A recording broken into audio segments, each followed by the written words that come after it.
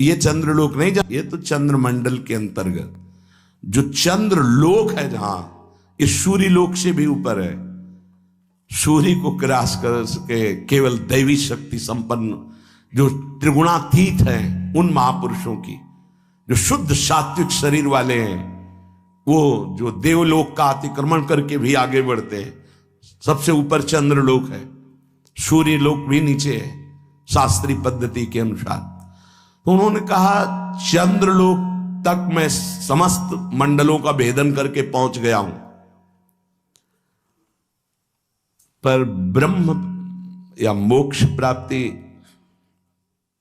तो होश उड़ गए कि ऐसे महापुरुष जो मोक्ष धर्म का ही वर्णन करते रहे, वो ऐसा बोल रहे। एक तरह से जैसे कहते हैं ना कि पैरों से धरती खिसक जाना, कि अपने लोग क्या हैं, अंतिम कैसी बात कर रहे हैं। तो उनका स्वामी जी तो क्या परम पद, तो उनका ये तो विश्वनाथ जी की कृपा के अधीन है। बस हृदय एकदम साधन पक्ष से हटकर कृपा पक्ष की मांग करने लगा कि अंतिम समय कह रहे कि आखिरी कैवल्य परम पद ये तो विश्वनाथ जी की कृपा से। समझ लो साधन कितना पहुंचा सकता है। वो महापुरुष कह रहे हैं कि अभी ब्रह्मलोक भी नहीं, जैसे स्वर्गलोक, महालोक, जनलोक, तपलोक, फिर ब्रह्मलोक। तो स्वर्गलोक के ऊपर ही है, क्योंकि स्वर्ग के अधिष्ठात्र ये सब लोकपाल देवता हैं। वरुण जी, सूर्य जी, अग्नि जी, वायु जी, चंद्र जी, ये सब लोकपाल हैं। इनके एक अपने अपने लोक हैं। उन लोकों में इनके आराधक उपासक वहां पहुंचते हैं। तो वो कह रहे हैं कि मैं केवल चंद्रलोक तक पहुंच पाया हूं, उसके ऊपर ब्रह्मलोक वहां भी नहीं गति हुई। और परम कैवल्य पद ये तो विश्वनाथ जी की कृपा से, क्योंकि काशी में शरीर छूट रहा है, जीवन भर उनके नाम पर रहे, तो वो गति उनकी, मेरी गति यहां तक और वो विश्व। तब ये समझ में आया कि आखिरी बात तो कृपा ही है। कि तभी लिखा है ध्यान मूलम गुरु मूर्ति, पूजा मूलम गुरु पदम, मंत्र मूलम गुरु वाक्यम, मोक्ष मूलम गुरु कृपा। महादेव गुरुदेव हैं, श्री जी गुरुदेव हैं, इन्हीं की कृपा से ही मोक्ष मूलम। तभी आजीवन आराधना करते रहते हैं, यही मांग रहे हैं। तनुरपि न विपत कोटिषु जीवन वृंदावनम क्षणम त्यजतु। बाबा को श्री जी लाई थी वृंदावन, उड़िया बाबा को। कई दिन से भूखे थे, एकांत में ब्रह्म चिंतन में बैठे हुए थे, शरीर भूखा था। पहुंच गए लाडली लाल बच्चे के रूप में संध्या काल के बाद। और बाबा मैया ने कहा है कि कोई संत भूखे बैठे हैं, रोटी पाएगा।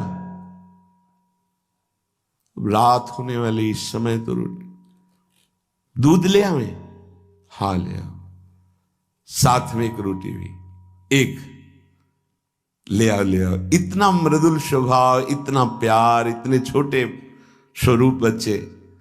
बाबा आश्चर्यचकित हो रहे थे कि संध्या हो रही, इस समय बच्चे बड़ा ऐसे, पहले कांसे का लोटा चलता, उसमें पका हुआ दूध, एक रोटी पाई, एक और दूध पिया, एक परमानंद की अनुभूति,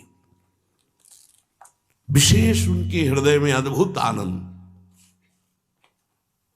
फिर एकदम चिंतन किया कि यहां कौन सा गांव नजदीक है। तो विरक्त महापुरुष उठे,